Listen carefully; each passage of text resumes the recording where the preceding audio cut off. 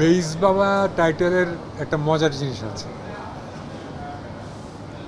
আমি যেদিন বাবা হই সেদিন আমার এক স্টুডেন্ট আমাকে আইসা বলে বেইস বাবা। ব্যাপারটা কিন্তু এসেছে ওইখান থেকে, আমি বাবা হওয়ার পর থেকে। নট আমি বেইসের বাবা বা ফাদার অফ বেইস, সেখান থেকে আসেনি। আমি বাবা হয়েছি যেদিন, সেদিন আমার এক স্টুডেন্ট এসে আমাকে বলে বেইস বাবা। আমার তখন ইন্টারনেটে আইআরসির যুগ ছিল, মেসেঞ্জারের যুগ না, আইআরসি, ইন্টারনেট রিলে। সো ওই চ্যাট, ইন্টারনেট রিলে চ্যাট ইয়ে ছিল, চ্যাটিংয়ের ইয়ে ছিল।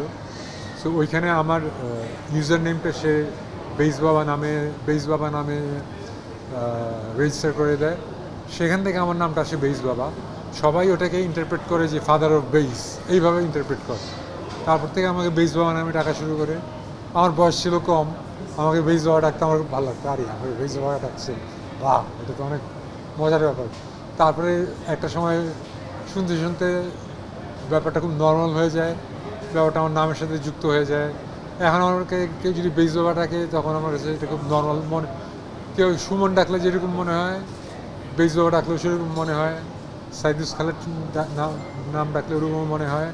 ইনফ্যাক্ট বাইরে আমার যত বিদেশি ফ্রেন্ডরা আছে, বিদেশি মিউজিশিয়ান ফ্রেন্ডরা আছে, সবাই আমাকে বিবি ডাকে। বিবি, বাংলায় বিবি শুনতে অন্য জিনিস, বাইরে ওরা তো এটা জানে না।